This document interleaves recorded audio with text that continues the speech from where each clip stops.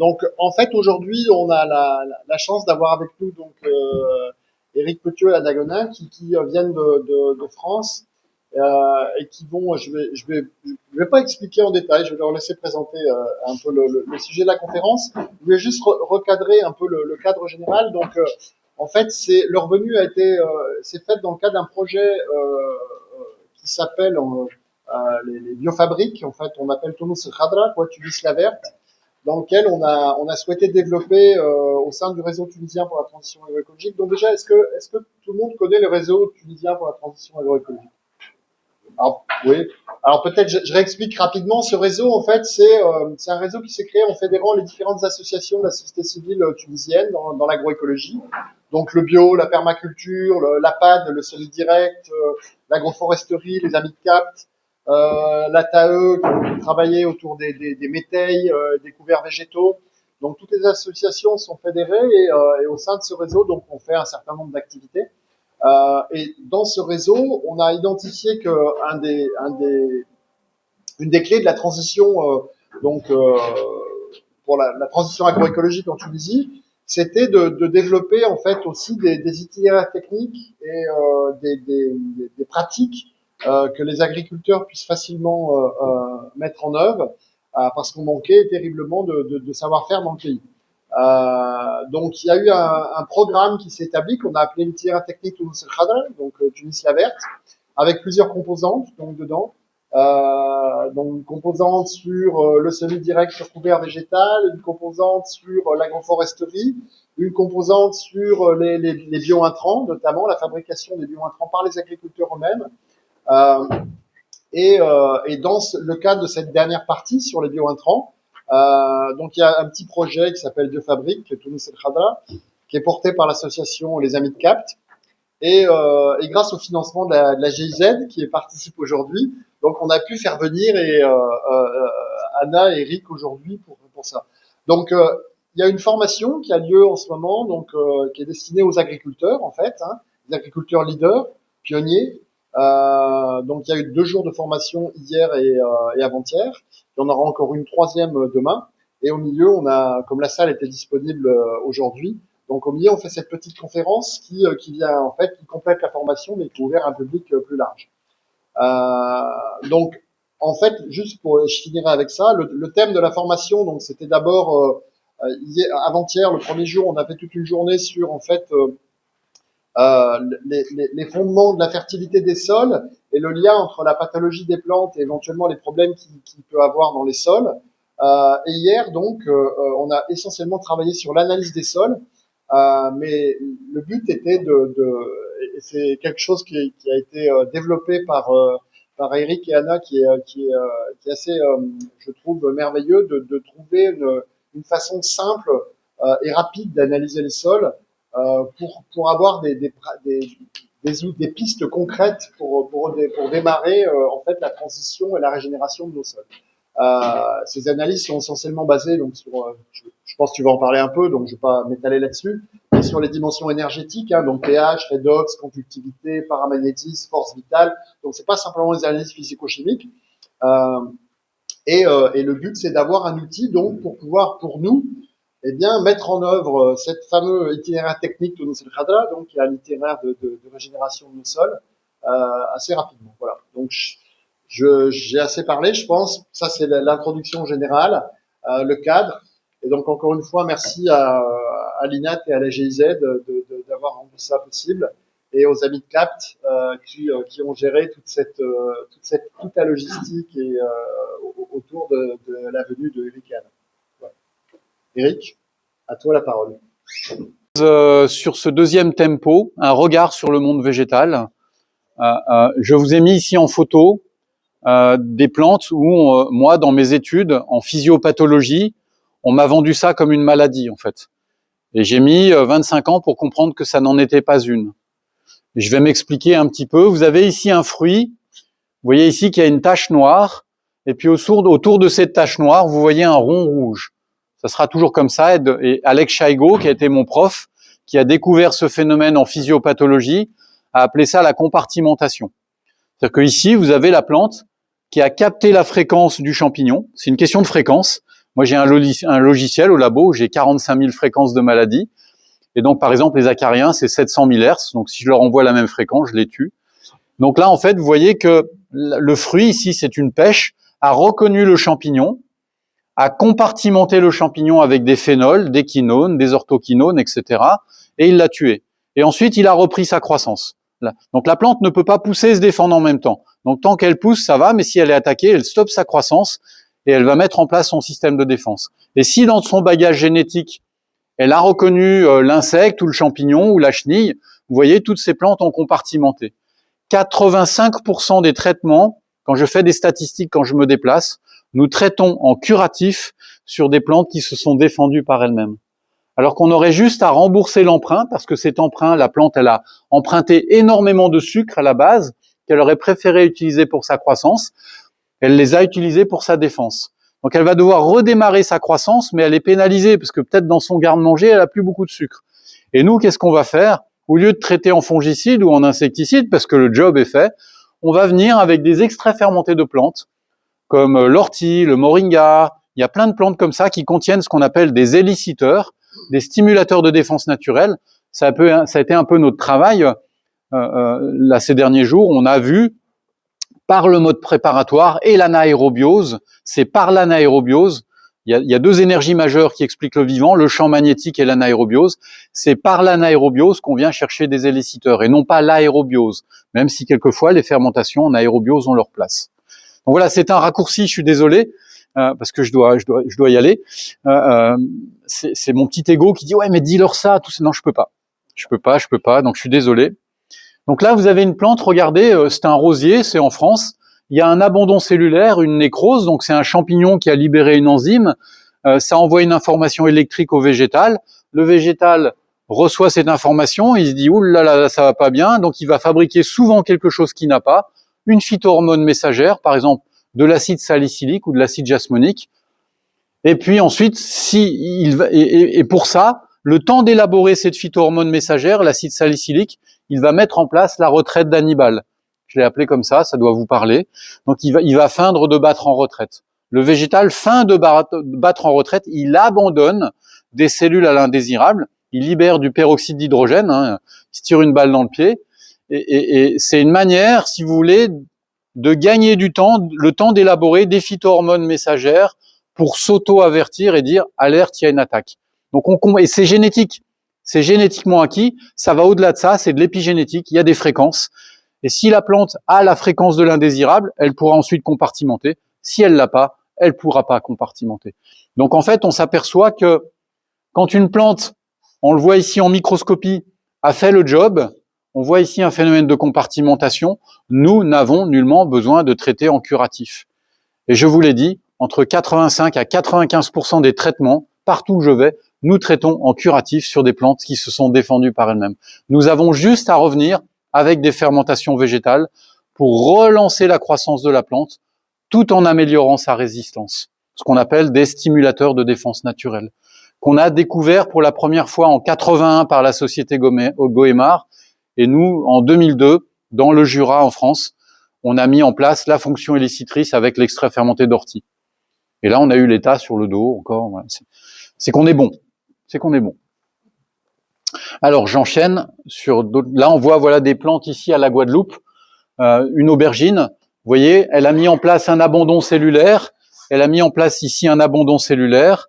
Elle a compartimenté, mais là, ça va pas. Elle est jaune derrière sa compartimentation, c'est-à-dire qu'elle dépigmente derrière la compartimentation, c'est-à-dire qu'elle n'avait pas assez de réserve pour reprendre sa croissance après avoir combattu l'indésirable. Et c'est là où on peut être très très bon en agriculture, c'est qu'une fois que la plante s'est défendue par elle-même, on vient mettre nos ferments, là pas par la feuille, mais plutôt par le sol, parce que la feuille n'a plus de capacité d'assimilation. Et on peut sauver ces plants sans problème. Je passe. Les arbres font la même chose. Là, j'ai disséqué pratiquement 400 arbres. C'est pas cool, hein. Voilà, j'avais aucun plaisir, mais j'ai vu à quel point le coup de sécateur pouvait abîmer les plantes, parce qu'il est souvent au mauvais moment, on respecte pas les angulations, ce qu'on appelle le col et la ride de l'écorce qui contiennent des phénols. Souvent, on s'en éloigne ou souvent on supprime le système de défense. Et là, vous avez, regardez, des abandons cellulaires tout le long du tronc. Hein. C'est un bébé, hein. Et regardez, on va le grossir ici. Ici, vous voyez, il y a des phénols qui sont libérés, et tout ça, c'est de la masse statique. C'est du bois mort qui a été engendré par des coups de sécateur inappropriés, en fait. Tout ça pour vous dire que le système foliaire, comme le bois, met en place ces systèmes de défense, et on peut éviter ça de manière à moins fatiguer les plants. Alors, ce petit schéma en raccourci pour vous dire que toute notre stratégie en phytothérapie agricole, on va la baser sur les modes de communication des plantes, en fait. Et on sait que les plantes, par leur pH, peuvent communiquer de manière magnétique. C'est de la physique. On sait que le proton hydrogène H+, j'ai reçu cet enseignement en 2002 de Vin Lu, ce grand physicien de la fac de Montpellier, et Vin me disait toujours le H+, le proton hydrogène, tenez-vous bien, c'est comme un micro-magnéto-générateur de champs magnétiques. C'est un mode de communication magnétique chez les plantes que rien n'arrête. Même pas un bâtiment, même pas une forêt. L'INRAE bosse depuis 20 ans sur la communication électrique, mais qui peut avorter très facilement. La Terre peut faire avorter une communication électrique chez le végétal, mais pas la communication magnétique. Et on verra que dans nos traitements, quand on traite avec des préparations, on va devoir s'atteler au fait que le pH de nos préparations végétales soit le plus proche possible du pH 6, c'est-à-dire le pH de la cuticule foliaire et non pas le pH de la sève, qui est très variable selon les espèces de plantes. C'est-à-dire qu'on va, respecter le microclimat magnétique de la feuille par une pulvérisation foliaire. C'est-à-dire que si vous faisiez une préparation naturelle avec un pH alcalin, 7, 8, 9, et que vous partez dans l'alcalinité, vous allez partiellement contribuer par l'alcalinité à attirer ce que j'ai appelé les maladies de surface, ce qui est en surface sur une feuille. Les acariens, les pucerons, les chenilles défoliatrices, l'oïdium, le mildiou, la fusariose, la rouille, tout ça. Dès que vous partez dans l'alcalinité, vous contribuez aux maladies de surface. Et on verra que, on en parlait avant la conférence, on parlait un peu de redox, etc. On verra que l'ensemble des molécules de synthèse chimique nous emmène sur une suroxydation. Et en fait, c'est une perte d'électrons. Et j'ai toujours considéré l'électron comme un anti-inflammatoire pour enrober les radicaux libres. Donc l'idée, c'est de faire en sorte que nos préparations naturelles dans les pulvérisateurs soient le plus proche possible du voltage de la cuticule foliaire, de la surface de la feuille.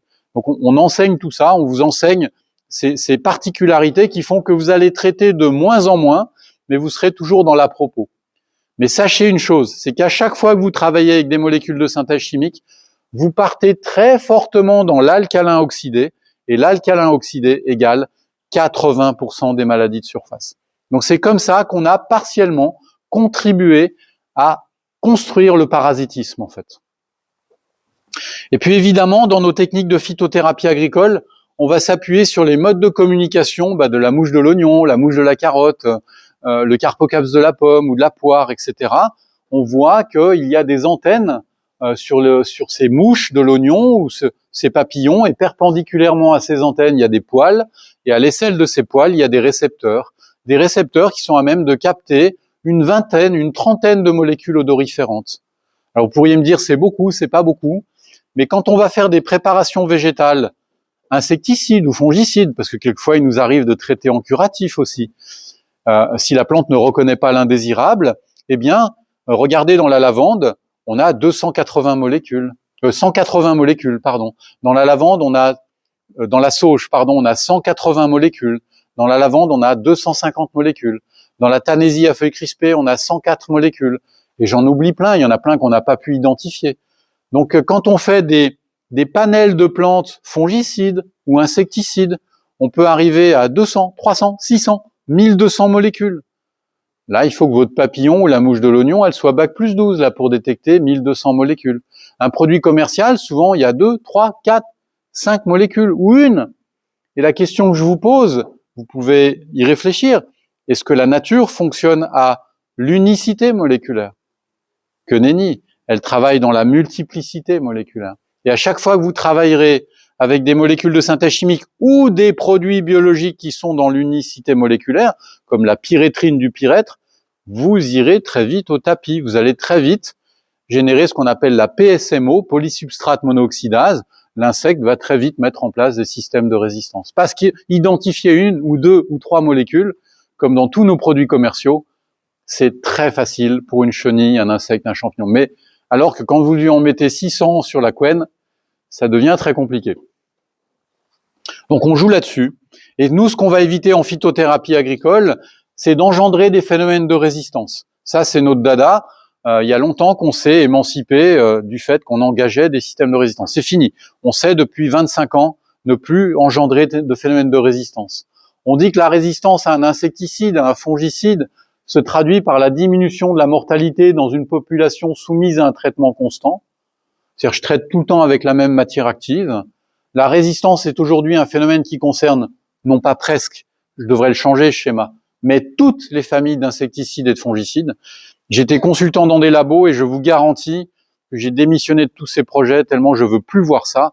C'est-à-dire que maintenant, il n'y a pas un produit biologique commercial où il n'y a pas une molécule de synthèse chimique dedans. C'est très souvent le cas. Vous avez des polysorbates de potassium, des Twin 80, Twin 85, qui vont solubiliser les produits parce qu'on veut que le produit dans le bidon soit parfaitement homogène. On pourrait complètement s'en émanciper. Et là, c'est tous les cancers avec ces Twin 80, Twin 85, des produits qui ont été inventés par Ron Poulenc. La patate était trop brûlante. Ils ont revendu cette patate chaude à la société Montanox et on a toujours des morts. Mais vous voyez, ça continue, ça continue. Donc on va essayer de s'émanciper de ces phénomènes de résistance. Il faut qu'on les comprenne un peu. C'est-à-dire que si je traite sur un puceron du pêcher avec des esters, donc c'est un métabolite secondaire qui peut être de synthèse chimique ou naturelle, je peux en avoir dans la lavande, dans les licryses, etc. Mon puceron, très rapidement, il va mettre en place une augmentation d'activité de certaines estérases. Ce sont des enzymes qui vont très vite annihiler la fonction des esters, en fait, au niveau enzymatique, donc. Et puis, en parallèle, nous allons avoir observé une augmentation du nombre de copies de gènes codant pour ces estérases, pour ces enzymes. C'est-à-dire que même si vous décidiez de mettre le produit insecticide ou fongicide au garage pendant 10 ans, et vous revenez 10 ans après, vous allez traiter sur le puceron, il vous fera bele-bele. Parce qu'il aura mis en place un système d'acquisition génétique fréquentielle, d'abord fréquentielle. Ce qu'on a complètement occulté, en fait, c'est qu'une chenille, un papillon comme le corps humain, on naît maintenant, les enfants naissent au stade fœtal, maintenant on le sait, au stade fœtal, on naît avec la fréquence du glyphosate, de l'atrazine, des fongicides. Les travaux de Bellepomme, des centaines de chercheurs ont démontré ça. C'est gravissime. Non pas au stade embryonnaire, non, c'est au stade embryonnaire, non pas au stade fœtal, on est avec la fréquence des pesticides. J'ai eu pendant une période énormément de viticultrices et de viticulteurs italiens qui venaient à la maison pour trouver des alternatives parce que leurs enfants, ils sont cuits, ils n'auront jamais d'enfants. Ils sont stériles, ils sont difformes, des maladies tératogènes. Et on traite au-dessus des écoles avec des produits comme ça. C'est inentendable, en fait. Et on appelle ça le progrès. J'ai un peu de mal avec ça, hein. Quand je dis que le progrès, c'est hier, voilà, c'est 3 pas en avant, 2 pas en arrière. Alors, comment ça se passe? Là, on va rentrer dans le corps d'une chenille, c'est cette partie cylindrique où les chimistes, c'est un exploit, je peux pas le dire le contraire, ont inventé des molécules type fongicide, insecticide, ici en l'occurrence insecticide, très solubles, et par cette ultra-solubilité, cette molécule va pénétrer le corps de la chenille, va traverser la chitine, la carapace de la chenille ou d'un insecte ou d'un champignon. Et que va faire ma chenille ici en premier lieu quand elle reçoit pour la première fois cette molécule? Eh ben, elle va la rejeter. Et ensuite, si par fluorescence j'étudie le système digestif de la chenille, je vois que dans son milieu intérieur, eh ben, elle va en dégrader une très grande partie. Et vous avez donc une infime partie de ces molécules qui vont pas reconnaître, par exemple, ça pourrait être le système nerveux. Et si vous revenez sur la génération future avec la même molécule de synthèse chimique à fonction insecticide, celle-ci va pénétrer le corps de la chenille, mais elle ne sera plus rejetée, elle ne sera plus dégradée dans le milieu intérieur. Il y a ce qu'on appelle dans le jargon une modification de la cible, c'est-à-dire que l'ensemble des molécules de synthèse chimique ne reconnaissent pas le système nerveux. Donc la chenille vit très très bien, ça l'empêche pas de se nourrir, ça l'empêche pas de se reproduire. Et ce qu'on a fait avec des collègues, j'ai souvent été associé avec des microbiologistes, des docteurs vétérinaires, aller chercher des compétences que je n'ai pas, on a étudié ça. Et puis on s'est aperçu que les générations futures naissent non pas avec la molécule, mais avec la fréquence de la molécule. Donc elles ont transmis, elles ont encodé dans le génome la fréquence du désherbant, du fongicide, du bactéricide, et elles naissent avec ce bagage. C'est un coup de génie de la nature. C'est-à-dire, si elle savait pas faire ça, mettez-vous dans la tête qu'on serait plus là. Il y aurait plus de vivants. Donc les maladies iatrogènes, c'est ça, quand on meurt d'une maladie iatrogène, un humain, un insecte, une plante, c'est qu'elle n'a pas su mettre en place son système de résistance. Ça, il faut qu'on y pense. Et qu'est-ce que ça a engagé de mettre en place un système de résistance? Quand on a fait les analyses des députés avec la société, avec Nicolino, MDRGF, Génération Future, on a vu que tous les députés, jeunes et moins jeunes, on avait tous des molécules de synthèse chimique. Donc soit on y passe par une maladie iatrogène, soit on résiste. Et quand on résiste, c'est pas forcément positif non plus. Donc les plantes font la même chose, hein, je vais pas m'étaler, elles savent mettre en place des systèmes de résistance. Là, on le voit ici avec l'atrazine. Au départ, il fallait 150 grammes d'atrazine, mais les protéines PR qui étaient très sensibles à l'atrazine, 12% sont devenus des sensibles précurseurs. Il fallait 1000 grammes, on est passé de 1000 grammes à 20-40 kilos parce que 100% des protéines PR, pathogenesis related, ces protéines qui concourent à la résistance, sont devenues résistantes à l'atrazine et on est passé de 150 grammes à 20 à 40 kilos par hectare pour détruire le kénopode, une plante du néolithique, soit dit en passant. Hein. C'est ce qu'on a fait en Amérique du Nord avec l'amarante quand elle a muté avec la bactérie qui était supposée supporter le glyphosate. Maintenant, on a des hectares d'amarante qu'on ne sait plus désherber. Enfin voilà. Donc, on nous la fera pas. La nature a une telle capacité génétique de s'adapter qu'on ne peut ni désherber sur du long terme. Il faut abandonner l'idée d'un désherbage chimique. L'idée, c'est d'une agriculture intelligente pour travailler sur les semis sous couvert, les couvertures de sol, avec la fonction télétoxique, allélopathique quelquefois, et quelquefois même qui booste la croissance. Et il y a plein de gens qui savent faire ça. Hein.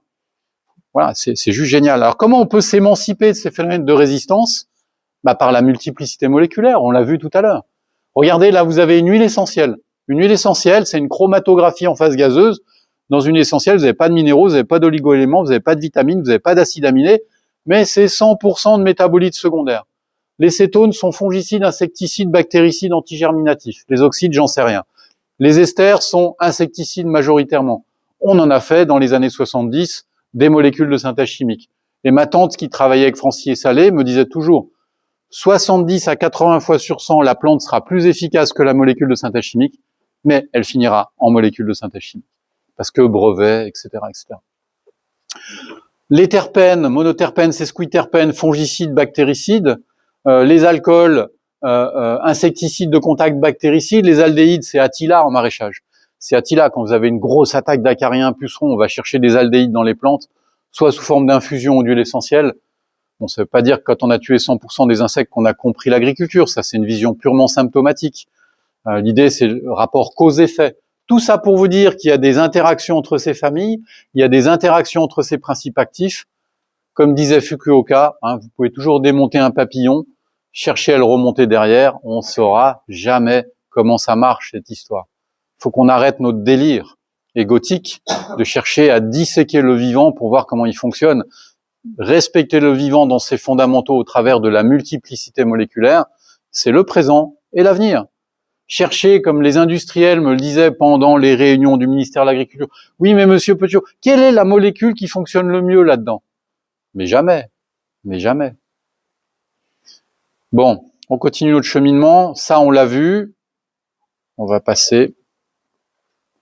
Alors il est vrai que j'ai fait beaucoup d'analyses sur les arbres, ensuite sur les céréales, et je me suis aperçu que quand je travaillais avec des apports d'engrais solubles, donc et je vous ai dit que le soluble favorisait l'inorganisé, c'était les travaux de ce grand chercheur qui était Béchamp, on ne peut que le confirmer, eh bien, quand je travaille avec des engrais solubles, comme l'azote par exemple, soluble, qui ne peut favoriser que la croissance au détriment de la résistance, jamais avec de l'azote soluble vous pourrez favoriser de l'azote sous forme protéique, c'est impossible, donc vous n'aurez jamais de protéosynthèse et vous n'aurez jamais de résistance des plantes, c'est impossible. À chaque fois que vous mettrez de l'azote soluble, vous irez au tapis, vous allez fabriquer le parasitisme.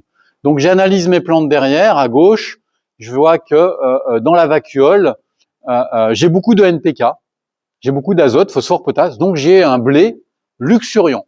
J'ai des arbres fruitiers luxuriants, mais complètement déficients dans leur système de résistance. C'est-à-dire qu'il n'y aura pas de phénol, il n'y aura pas d'aldéhyde, il n'y aura pas de métabolites secondaires, il n'y aura pas les acides aminés, il n'y aura pas les oligo-éléments, ou si peu, ou pas assez. C'est toujours au détriment de ce qui est nécessaire à la plante. Dès que vous amenez du soluble, vu que c'est du gavage d'oie et que ça met majoritairement les micro-organismes au chômage, eh bien, vous aurez une bête plante, mais complètement déficiente dans sa résistance. Et donc, si je travaille avec de l'organique, je favorise l'organisation.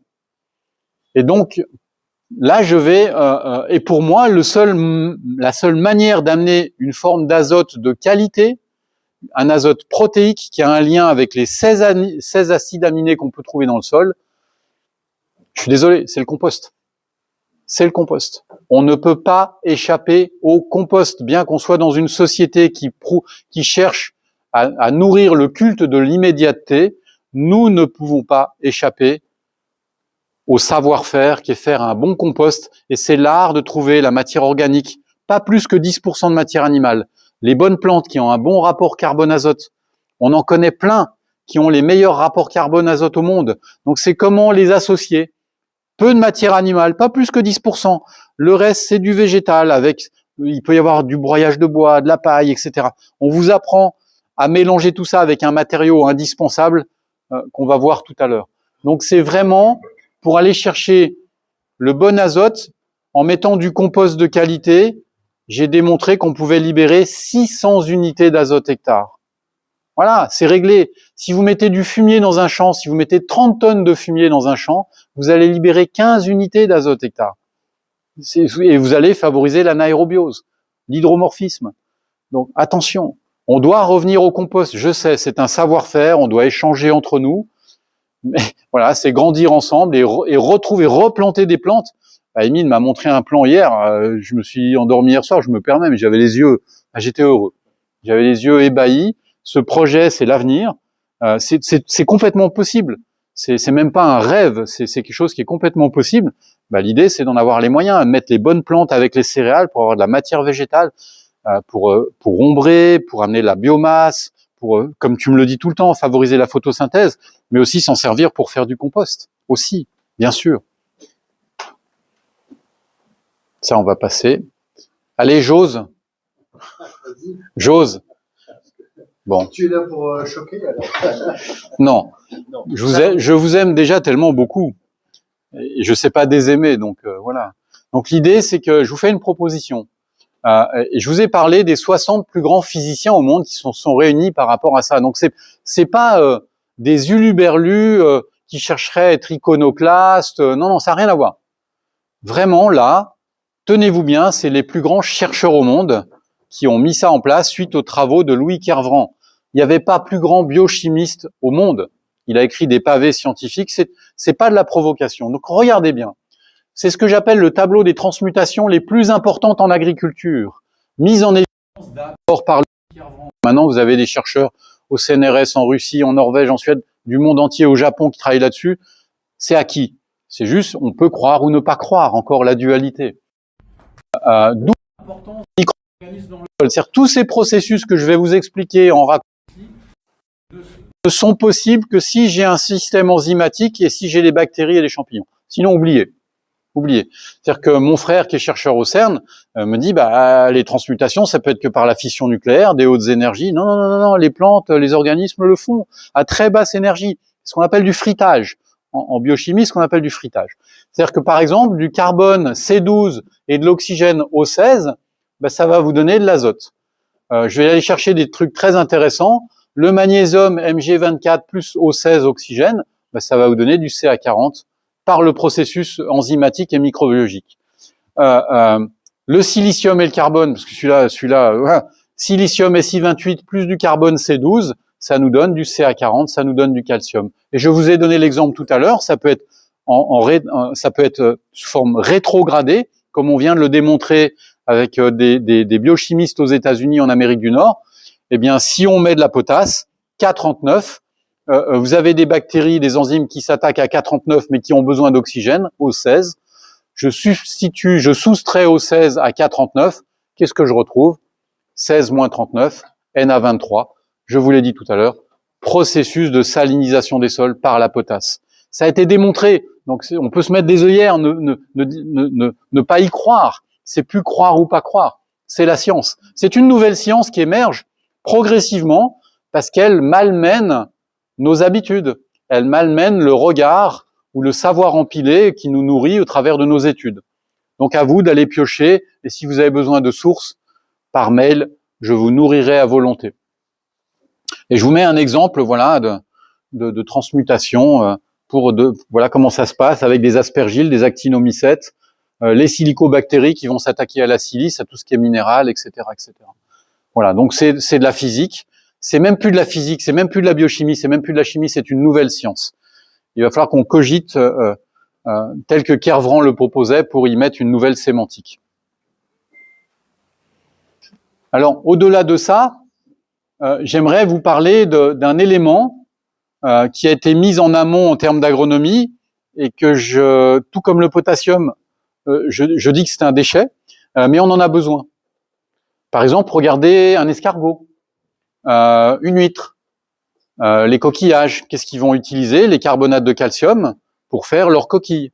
C'est un déchet. Si je vous injecte 1 ppm de carbonate de calcium dans le sang, dans les 10 minutes qui viennent, vous êtes aux urgences. C'est plus toxique que le plutonium. Je parle pas de radioactivité, je parle de toxicité. Il faut absolument qu'on comprenne que la plante a besoin de calcium à un certain seuil, mais les dosages que nous mettons en agriculture sous forme de carbonate, nous mettons des quantités de déchets dans les champs qui n'ont pas d'énergie. Quand je vais vous parler d'énergie, vous allez voir, on va développer sur la notion paramagnétique, zéro, nada.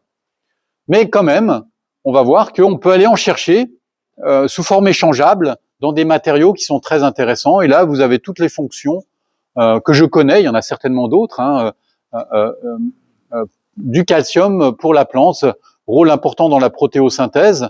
Donc la protéosynthèse, c'est la résistance de la plante, améliore la fertilité du sol, on se méfie de ça, stabilise la matière organique, c'est pas faux, permet une meilleure fixation de l'azote symbiotique et non symbiotique, donc entre le système mycorhizien et non mycorhizien, entre les champignons qui sont mycorhiziens ou non mycorhiziens, stabilise le carbone. Bon, on en reparlera. La notion du carbone, c'est un peu pipeau tout ça, quoi. Permet une meilleure assimilation du potassium et du magnésium. En fait, vous voyez, ça a plein de fonctions. Donc c'est toujours, quand on vous dit quelque chose, on vous dit attention aux apports de carbonate de calcium. On n'est pas en train de dire que c'est pas utile. Tout est question de dosage et de compromis dans nos apports. Voilà.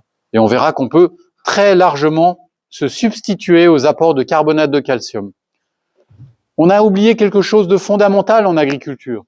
C'est la solubilisation par les micro-organismes. On va se mettre dans la tête ensemble qu'il est impossible en agriculture biologique de nourrir une plante. Nous ne pouvons pas nourrir une plante en agriculture naturelle. Nous apportons des produits organiques et ces produits organiques doivent être solubilisés. Par qui? Les micro-organismes. Et quand on travaille avec du soluble, qu'est-ce qui s'est passé? Quand je mesure ces molécules au labo, elles sont dénuées d'énergie. Dénuées d'énergie, mais par contre, elles génèrent un survoltage au niveau du redox. Donc on a démontré que quand on met du NPK, on éclate les bactéries dans le sol. On les éclate par surcroissance d'énergie par le potentiel redox. Il y a plein de publications là-dessus. Hein. C'est pas encore un truc fantasmagorique. Donc vous voyez, c'est vraiment le lien entre l'organique et la plante, c'est les champignons, les bactéries, etc. Et ça, on a tendance un petit peu à l'occulter. Donc quand on amène des engrais organiques, du compost, des engrais verts, éventuellement des fumiers, libération de molécules organiques, et donc solubilisation par les micro-organismes, assimilation par la plante, et là on va avoir une conductivité qui va décoller, qui est un indice indirect de l'activité microbiologique du sol. Je dis bien indirect. Et quelquefois elle est piégeuse. On peut mesurer des supraconductivités, le terme est excessif, en agriculture, mais parce qu'on a mis du NPK. Et donc c'est une supraconductivité artificielle. Mais dès que j'enlève ça, mon sol il est vide, il est cuit, il n'y a plus de micro-organismes, il n'y a plus de vie, quoi. Donc la reconversion, elle doit être réfléchie. Et puis, si je veux avoir une conductivité permanente, même en période de sécheresse, regardez, si j'amène des molécules de synthèse chimique, je viens de le dire, je génère une supraconductivité artificielle. Destruction des micro-organismes, on les éclate par surénergie au niveau du potentiel redox. Obligation d'arrosage pour maintenir la conductivité et donc la croissance des plantes. Là, je suis fait aux pattes. D'où les bassines en France qui génèrent des débats rarement techniques, plutôt émotionnels. Et puis, si par contre je mets de l'organique, je vais avoir une conductivité engendrée par les micro-organismes et en plus je vais en pulvériser au sol, je vais réensemencer mes sols et mes feuilles. Mais en fait, j'ai 0,5 volts par bactérie et 0,5 volts par champignon, j'ai 500 millions par gramme de sol de champignons, j'ai plus d'1 milliard de bactéries par gramme de sol. À chaque fois je l'oublie, je l'ai fait le calcul, mais vous avez des millions de volts sous les pieds d'énergie stockée. Et quand ces champignons et ces bactéries viennent à mourir, ça libère énormément d'énergie, ce qui fait qu'on n'a pas besoin d'arroser autant. La base de la croissance, comme toute vie, comme d'une guérison pour un humain, un animal, une plante, un sol, c'est l'énergie. Sans énergie, il n'y a pas de vie. Donc pour maintenir cette énergie et cette vie en place, on a défini dans une valeur agronomique, dans la valeur pH, qui n'est pas le pH qu'une valeur, c'est pas que logarithmique. On a vu en raccourci que le proton hydrogène était un micromagnéto-générateur de champs magnétiques, mais entre 5,5 et 8 de pH, il y a ce que l'on appelle la capacité d'accueil de l'ensemble des familles des micro-organismes. C'est-à-dire qu'en dessous de 5,5, vous perdez énormément de vie, et au-delà de 8, vous perdez énormément de vie. C'est-à-dire qu'en termes de technicité, nous, quand on mesure le pH, on le mesure sur 3 horizons, 5-10 cm, on l'a vu avec pas mal de personnes qui sont là, et merci, 20 cm puis 50 cm, donc 3 horizons. On ne prend pas le pH qu'en surface, mais voilà à quoi sert le pH de surface, à définir la capacité d'accueil, en fait. Si vous êtes en deçà ou en delà, eh bien, vous pourrez toujours vous acharner à amener des apports, ça fonctionnera pas. On doit redéfinir cette capacité d'accueil. Ça va, vous me suivez? Pas trop vite. On prendra le temps après. Et puis là, je vous propose un regard où j'ai appelé ça, il y a 25 ans, la théorie du triangle, parce qu'à force d'analyser des sols, plus de 80% des sols que j'analyse sur la planète sont extrêmement pollués, même en agriculture biologique. C'est-à-dire, vous avez des jeunes et des moins jeunes qui vont racheter des terres et ils ne prennent pas en considération l'historique de la parcelle. Ce qu'ont fait leurs prédécesseurs, ça peut être familial ou pas du tout, ça peu importe. Mais et donc j'ai défini une technicité, et j'espère un jour ne plus enseigner ça, c'est-à-dire qu'on aura gagné. J'ai défini une technicité qui nous permet, je trouve, ça marche bien, de s'émanciper de la pollution des sols. C'est une technique agronomique qui permet de renforcer la résistance des plantes, de diviser les arrosages par 2 au bout d'un certain moment, d'avoir une très belle résistance du végétal et une très belle croissance. Donc cette théorie du triangle, regardez en haut du triangle, on y a mis tous les processus fermentaires, les extraits fermentés de plantes qu'on appelait communément les purins d'ortie, qu'on soude, etc., de luzerne, de bardane, de moringa, etc. Donc tous les extraits fermentés de plantes, les lactofermentations, la panchagavia, ah oui, il y a une petite erreur, ah non, c'est ça, la panchagavia. La panchagavia, en fait, c'est vraiment pour moi la fermentation la plus efficace au monde. Ça fait 30 ans que je travaille sur les fermentations. Je suis tombé sur un ouvrage qui datait de 1000 ans après notre ère, écrit par le docteur Surapala en médecine ayurvédique. J'ai jamais réussi à égaler cette fermentation. Donc quand je vous disais que le progrès c'est hier, bon, vous mettez un bémol à mes propos, mais là vous avez des milliards et des milliards de micro-organismes qu'on a analysés à l'Institut agronomique à Delhi en Inde, et on n'a pas réussi à égaler ce mode préparatoire. C'est comment réveiller des sols épuisés par la panchagavia. Donc ça, c'est des choses qu'on vous enseigne aussi. Le petit lait, ça c'est, on peut pas le mettre partout, c'est pas une panacée. Les sols qui sont trop acides, on peut pas, mais les sols qui sont piégés dans l'alcalinité, 7,5, 8 au-delà, on travaille avec des quantités de petit lait en pulvérisation au sol.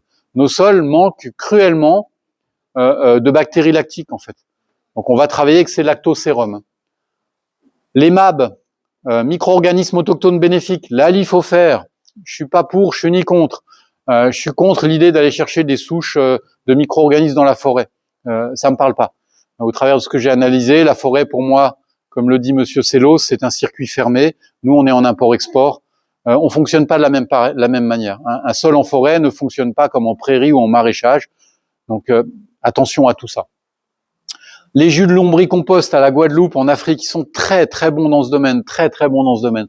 Le canet, ces fermentations de pain qui nous permettent de dépolluer des sols, mais aussi de réveiller des sols qui sont piégés dans l'alcalinité, etc. Ensuite, on va nourrir ces micro-organismes qui sont là dans ces différents modes préparatoires, ces différentes fermentations.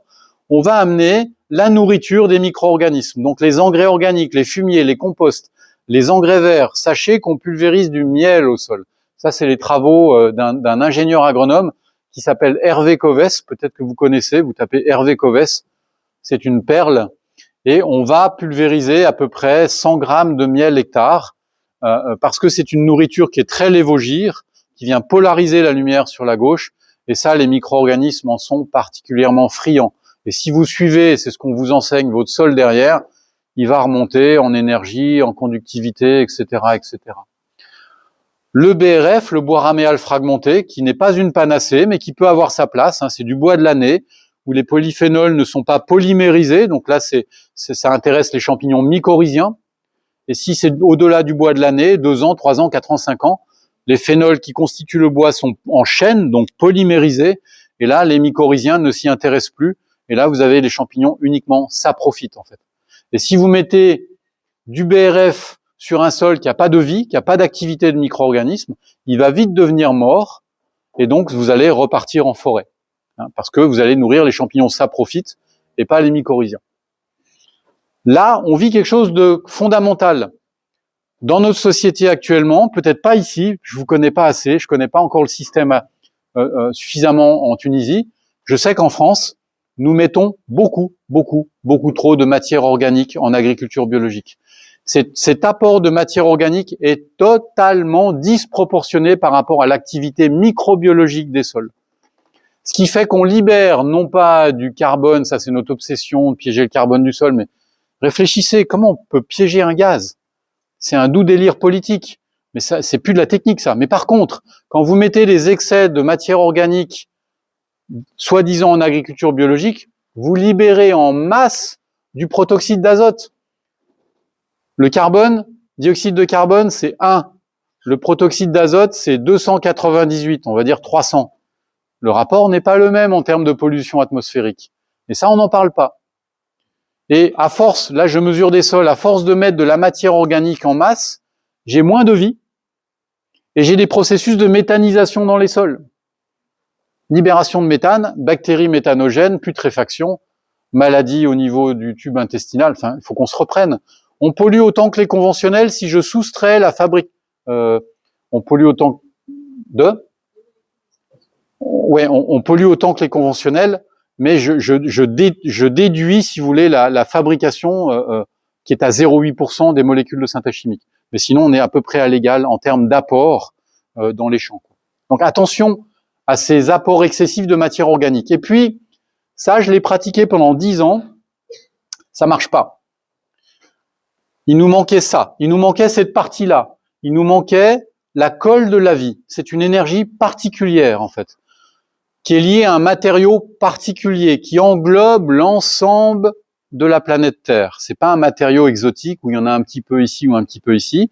Nous avons cette roche volcanique que l'on nomme le basalte, qui englobe le manteau terrestre et qui a une particularité de dégager une énergie très paramagnétique. Le paramagnétisme qui se mesure au laboratoire, on a fait des analyses ensemble, en centimètres grammes seconde, en CGS, c'est la capacité d'une substance à s'orienter vers le champ magnétique terrestre, par exemple, à une vitesse donnée. C'est la capacité d'une substance à s'orienter en direction du champ magnétique terrestre à une vitesse donnée. C'est une vitesse d'aimantation d'un point A à un point B. On a des appareils qui permettent de mesurer ça. On s'est fait des petits ateliers, je crois hier, où je vous ai montré avec des aimants comment on peut créer, comment une substance réagit au paramagnétisme. Donc, une substance qui agit, qui est paramagnétique, en fait, comme le basalte, où certains, on a vu, certains cuivres, certains matériaux naturels, sont attirés par le champ magnétique terrestre. C'est une force d'attraction.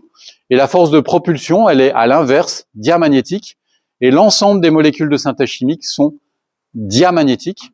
C'est-à-dire que là, ça se mesure pas en plus 100 ou en plus 300. Ça, c'est le minimum qu'on devrait avoir sur un sol. Une molécule de synthèse chimique, comme le glyphosate, il est à moins 480 CGS. En France, on désherbe encore au gasoil et au glyphosate beaucoup, même si on s'en cache bien. Le gasoil est à moins 600 CGS en fait. La vie ne peut pas se développer. C'est l'incapacité d'une substance à s'orienter vers le champ magnétique terrestre à une vitesse donnée. C'est-à-dire que quand je mets un aimant, je repousse la substance. Voilà. Je suis très schématique parce que je suis en accéléré là. Donc qu'est-ce qu'on fait? On vient mesurer les champs et on sait qu'un bon sol, il commence à plus 100 CGS. En dessous, c'est un sol pauvre. Et plus vous mettrez de molécules de synthèse chimique, plus vous allez nourrir le diamagnétisme, l'envers du paramagnétisme. Donc vous allez descendre vers le bas. J'ai des champs maintenant qui sont à moins 200, moins 300 CGS. J'ai eu un champ dans les Pyrénées de quelqu'un qui était en bio depuis 20 ans, mais qui n'avait pas pris en considération l'histoire de la parcelle de ce que faisaient ses parents, gasoil, glyphosate. Son champ, depuis 20 ans, il s'en était pas aperçu, mais il ramait, il était champion d'aviron, il avait les yeux fatigués, c'était triste. Il était à moins 600 CGS. Là, vous pouvez mettre du fumier, du compost, tout ce que vous voulez, vous allez ramer toute votre vie. Mais par contre, à moins 600 CGS, quand vous passez ça en microscopie, il n'y a plus de vie. Il n'y a plus les bonnes bactéries, il n'y a plus les bons champignons, il n'y a plus les protozoaires, il n'y a plus les bons nématodes, la mésofaune, il n'y a plus les arthropodes. C'est vidé. Et maintenant, on est dans une agriculture, comme on raisonne pas cette énergie-là, on met beaucoup de compost, j'écarte les molécules de synthèse chimique, on favorise les processus de minéralisation. C'est dramatique. Donc on a des sols qui ont la diarrhée et qui perdent tous les éléments fertilisants dans les nappes phréatiques. Parce qu'on n'a pas la vie pour les capter dans la dynamique humique, l'humus en surface. Avoir un humus vivant. Vous voyez, c'est une synergie. Cette colle de la vie, plus votre sol sera paramagnétique, plus il y aura de vie. Plus il y aura de vie, plus il sera paramagnétique en fait. Phil Callahan, ce très grand chercheur, disait un bon sol commence à être de plus 100 à plus 300 CGS. Un très bon sol de plus 300 à plus 700. Des sols supérieurs plus 700, plus 1200. Puis après vous êtes au pied des volcans. Là on rêve. Quand je travaillais à l'île de la Réunion, j'avais des sols il y a 25 ans à plus 8660 CGS. On en a fait un petit film, je reviens 25 ans après. On est passé de plus 8660 CGS à plus 800 CGS dans les champs de canne à sucre, bananes, etc. parce que ils ont mis des tonnes et des tonnes et des tonnes de glyphosate. Voilà. Sur des sols qui sont des sols Ferrari, ils en ont fait des sols 2 chevaux, quoi. Moi, j'aime bien 2 chevaux, j'aime bien. Mais c'est dommage. C'est dommage. Ces sols-là, on n'a rien à mettre. Rien à mettre, ça pousse tout seul. Donc là, vous avez des sols, voilà, je vous montre un petit peu le basalte, les orgues, le matériel avec lequel on travaille quand on se déplace. On voit ici en haut, au pied d'un volcan, à la Guadeloupe, un microfilm de bactéries qui commence à coloniser la roche basaltique. On le voit, ce microfilm blanc. Et là, on vous a photographié une bactérie très particulière, vous en avez plein. Ces bactéries-là, c'est pour ça qu'on fait le haut du triangle, nos extraits fermentés. On va chercher des bactéries, toutes ne sont pas comme ça, qui contiennent des magnétosomes que vous voyez. Vous pouvez avoir les eucaryotes, majoritairement qui ont ça, des bactéries à noyau, mais pas toujours. Ça peut être aussi des prokaryotes. Vous voyez comme un collier de perles, ce sont des microcristaux de magnétite. Là, ici, nous, l'espèce humaine, on en a 5 millions. On en a 100 millions par gramme de tissu de matière grise dans la moelle épinière, dans notre cerveau. Nous sommes, tout comme ces bactéries, des êtres de biorésonance. Nous avons besoin du champ magnétique terrestre. Et c'est ça qui fait que nous sommes en vie. Vous avez plein de protocoles d'expérimentation qui ont été faits là-dessus. Et le basalte permet ça, de recréer quelque chose qui a été détruit par les molécules de synthèse chimique. On s'est aperçu dans nos expérimentations que le diamagnétisme des molécules de synthèse chimique était plus puissant que le paramagnétisme terrestre.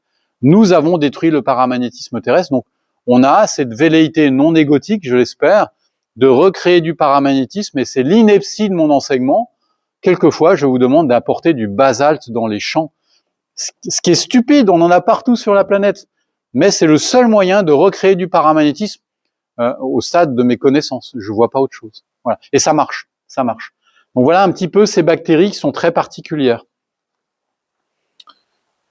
Bon, bah voilà. Bon, Anna me disait que ce schéma est incomplet. Elle a raison. Il y a plein d'autres propriétés du basalte. Mais vous avez ici différentes propriétés du basalte et plein d'autres. J'aurais dû en mettre plus.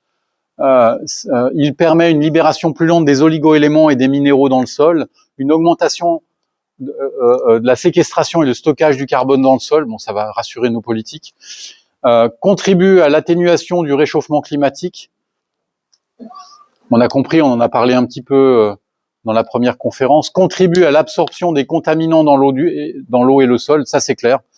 À la Guadeloupe, c'est vraiment un matériau qui va nous aider pour dépolluer les sols au chlordécone, hein, c'est super important. Avec la matière organique, si on le mélange, et ça c'est un coup de maître, si on le mélange au compost, au fumier, c'est atténuation de la dégradation des sols. Mettre du basalte seul dans les champs comme ça sert à rien. L'idée, c'est de le mélanger au compost, entre 7 à 30 kilos par mètre cube de compost ou avec du fumier. Et là, les bactéries du compost et du fumier vont profiter de l'hyperparamagnétisme du basalte. Un basalte, c'est minimum plus 600 CGS jusqu'à plus 9000 en théorie. Voilà, donc on peut avoir des basaltes qui sont très très paramagnétiques. Et quand vous mettez un basalte et un compost, les bactéries du compost et du sol vont profiter de l'hyperparamagnétisme du basalte. Et grâce au magnétosome qu'elles ont, elles vont ressentir ce champ paramagnétique et elles vont se démultiplier. Ce que j'ai démontré en microscopie. J'ai créé des champs paramagnétiques en microscopie. Vous observez de la Terre, vous dites mais il n'y a pas de bactéries. Vous créez un champ magnétique et vous les voyez se démultiplier à très grande vitesse. Elles ont besoin, comme nous avons besoin de ce champ paramagnétique. Et puis, voilà, on parlait de compost. Pour moi, c'est l'art de l'agriculture et on doit y revenir.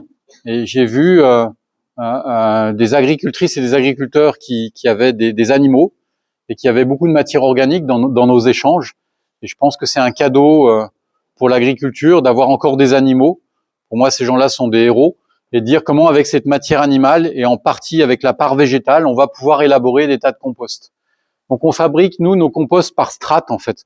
On évolue par strates. J'en faisais jusqu'à 100 mètres cubes quand je vous l'ai pas dit, mais j'avais une entreprise avec 8 salariés. Donc, on faisait des composts jusqu'à 100 mètres cubes et on montait par strates. Matière animale, basalte, végétale. Ça pouvait être de la consoude, par exemple, qui a un rapport moringa aussi, qui a un rapport carbone-azote très équilibré, un 9-8. De la matière végétale, on pulvérisait des ferments et on repartait comme ça, par strate. Voilà, 1,20 m maximum pour pas être dans des phases thermiques excessives, pour pas aller dégrader la matière. Et on a là un équilibre minéral. Et en abordant l'équilibre minéral, si vous avez l'équilibre minéral dans vos sols, vous aurez toute la mésofaune, vous aurez toute la microbiologie du sol, vous aurez tout ce qu'il faut dans votre sol. Sans équilibre minéral, vous pourrez toujours apporter vos arthropodes, vos protozoaires, vos bactéries, vos champignons, ils tiendront pas bien. On a besoin du compost.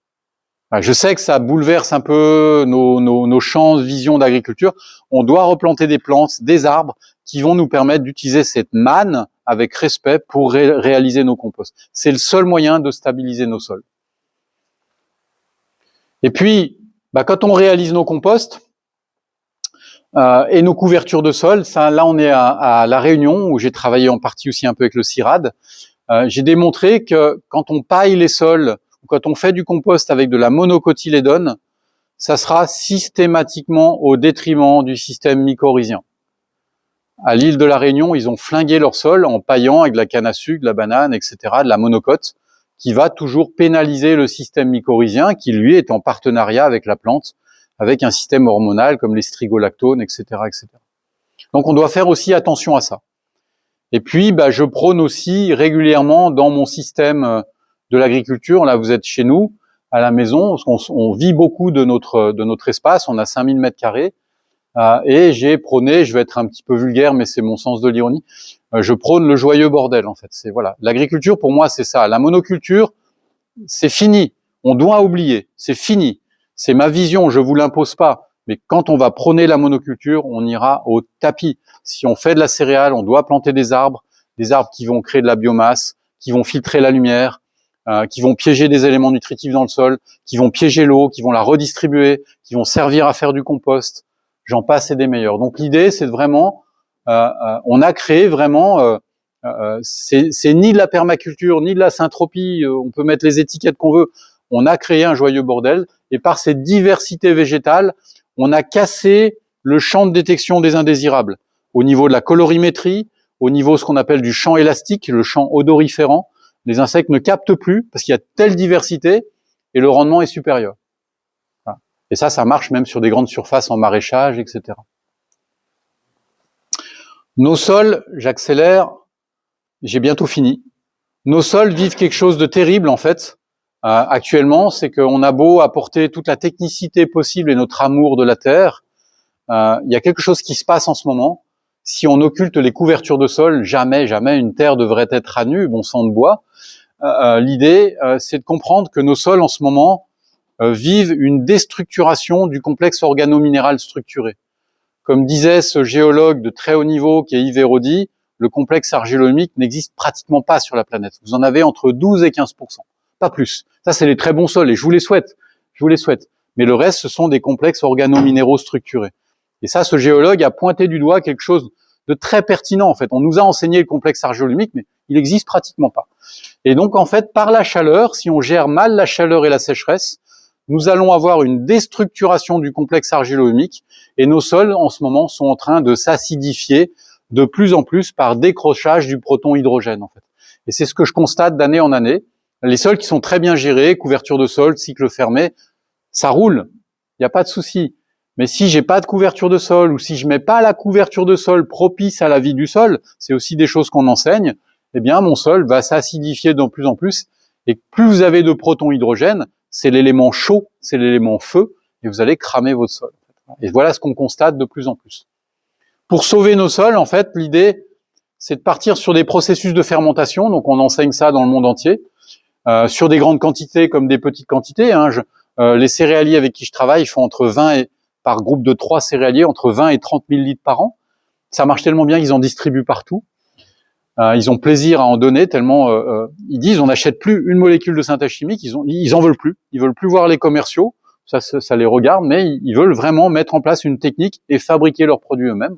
Et on a trouvé des gens aussi, pour ceux qui voudraient pas fabriquer parce qu'ils n'ont pas le temps, on a formé des gens en France qui fabriquent pour ces agricultrices, ces agriculteurs. Ça permet d'avoir un monde transitoire pour dire, ben voilà, j'ai pas le temps, mais qui c'est qui peut me rendre service, quoi. Donc on travaille sur ces différentes fermentations et vous voyez des bidons très particuliers pour les petites surfaces où on fabrique des fermentations majoritairement en anaérobiose. Par l'anaérobiose, on vient chercher un pH, un redox, qui va nous emmener sur la fabrication d'éliciteurs. Et les éliciteurs sont des acides aminés, comme la cadavérine, la putrescine, etc., qui vont permettre, quand vous allez les pulvériser sur vos céréales, vos arbres fruitiers, je vais faire un petit peu d'anthropomorphisme, quand vous pulvérisez un extrait fermenté d'ortie ou de moringa, c'est comme si vous allez dire à vos céréales, vos arbres fruitiers, attention, tu vas mourir. Donc votre plante, d'après vous, qu'est-ce qu'elle va faire? Elle va augmenter son seuil de résistance et vous aurez entre 50 à 80% d'attaques en moins. Il vous restera à lutter contre 20 à 50% restants et quelquefois, il n'y a rien à faire. On travaille quelquefois avec des cuves en inox pour les plus grandes quantités, des cuves de vinification, on fait des ferments. Quand j'avais mon entreprise, je faisais à peu près 8 à 10 000 litres par an, mais j'avais des cuves de 300 à 1000 litres pour réaliser mes fermentations. Et donc, comme on travaille en anaérobiose, Émile, il travaille beaucoup comme ça, mais il a amélioré le truc. Moi, je suis un Cro-Magnon, voilà. Mais ça, je crois que Anna, c'est toi qui m'avais filé la photo, je crois. Donc, Anna, qui travaillait beaucoup dans une ferme aussi, travaillait beaucoup dans les fermentations. Elle venait assainir les parterres des étables où il y avait des brebis avec de la lithofère, des mâts, etc. Donc sur le champ odoriférant, mais aussi pour créer des jeux d'antagonisme dans les sols pour contrer les bactéries pathogènes. En fait. Et là, on fonctionne. Bon, si un jour vous allez voir Émile, il a modernisé ça, mais voilà, c'est des bondes un petit peu où on travaille avec des systèmes de dégazage pour favoriser l'anaérobiose. Les fermentations, quand on les réalise, pendant la fermentation, souvent elles ont une couleur vert foncé, et ça veut dire que c'est très oxydé. Et ça, je pulvérise pas ça dans les champs, parce qu'on a compris en raccourci tout à l'heure que si je mets un produit très oxydé, je vais vers le pathogène. Donc je laisse fermenter pour arriver vers un produit qui pourrait quelquefois et souvent avoir cette couleur un peu jaune urine, jaune clair. Voilà. Là, vous avez 2 grands pionniers en France qui m'ont permis d'être ici en vie encore, quand j'avais l'État sur le dos. Voilà, un agronome, Bernard Bertrand à gauche, et Raymond de Galles qui a sauvé ses brebis avec de l'ortie sèche. Et l'INRAE s'y intéressait. Juste avec de l'ortie sèche, elle a sauvé ses brebis qui étaient très malades. Donc c'est vraiment des grands pionniers. Et puis là, vous avez ici une fermentation qui est réduite, trop réduite. Donc on a vu vert foncé, c'est trop oxydé, jaune, c'est équilibré. et trop réduit, bah, vous partez vers quelque chose de brun foncé. Donc tout ça, ça s'enseigne, et on finira peut-être sur cette photo, ou peut-être le dernier schéma si j'ai le temps. Là, vous allez me gérer dans les maîtres du temps. Voilà, j'ai deux schémas. Il me reste cette photo et un schéma, et après on pourra échanger si vous en avez envie. Là, ici, on est à la Guadeloupe. On a rencontré des pionniers, des pionnières, des lombricomposts, donc ils fabriquent dans des baignoires, mais même pour des grandes surfaces, hein, ça rigole pas. Hein. C'est tellement puissant que vous avez un agronome, Philippe à gauche, qui est un très grand pionnier à la Guadeloupe, des champs qui étaient malades au niveau des surfaces prairiales ou des prairies. Il m'a montré des protocoles de ses voisins, c'était atteint de champignons. Il venait juste la veille, il prenait quelques poignées, comme ça, il saupoudrait les céréales et la surface prairiale de lombricompost. Le lendemain, c'était réglé. Le lendemain, protocole à l'appui. Et forcément, bah, il y a plein de gens qui se sont intéressés aux travaux de Philippe, dont l'INRAE. Et maintenant, nous sommes en partenariat avec l'APK, donc cette association à la Guadeloupe, qui favorise les fermentations. Et le directeur de l'INRAE nous a permis de mettre en place des champs d'expérimentation. Voilà. Et je vais donc finir presque sur ce schéma symbolique qui va vous montrer, je vous ai fait, là je vous ai mis en une page un rapport de 30 pages qui explique ce que peut être un éliciteur, un stimulateur de défense naturelle. Et ça, les stimulateurs de défense naturelle de synthèse chimique, oubliez, hein, je les ai croisés au ministère de l'Agriculture, ça marche pas, c'est une arnaque. Nous pouvons aller chercher des éliciteurs que par des fermentations de plantes en anaérobiose. Et là, regardez, vous avez un agent pathogène qui va attaquer une plante. Ce que je vais vous expliquer là, ici, c'est ce qu'une plante va mettre en place suite à la pulvérisation d'un extrait fermenté de moringa ou d'ortie. Votre champignon ou l'insecte développe une enzyme pour dégrader la cuticule foliaire. Ça envoie une information électrique au végétal. La plante, en 2, envoie un inhibiteur enzymatique. Pour le moment, on n'a pas besoin d'éliciteur. En 3, libération des enzymes qui attaquent la paroi des cellules du champignon ou de la chenille ou de l'insecte. On n'a toujours pas besoin de notre fermentation, mais on l'a déjà pulvérisé quand même. En 4, vous allez voir, éliciteurs endogènes qui appartiennent à vos fruitiers, à vos céréales, mais qui n'auraient pas pu être libérés. C'est comme si j'ai pas la clé pour ouvrir le tiroir. Nous, on va amener la clé. Éliciteurs endogènes qui appartiennent à vos plantes que vous cultivez, qui activent les réactions de défense, abandon cellulaire, compartimentation, etc., etc. Et la clé, c'est quoi? Ce sont les acides aminés que nous avons dans nos extraits fermentés qu'on a réalisés par anaérobiose, comme la cadavérine, la putrescine qu'on a dans l'extrait fermenté d'ortie. Et vous les avez, ces plantes. Vous les avez, pas partout, mais vous les avez.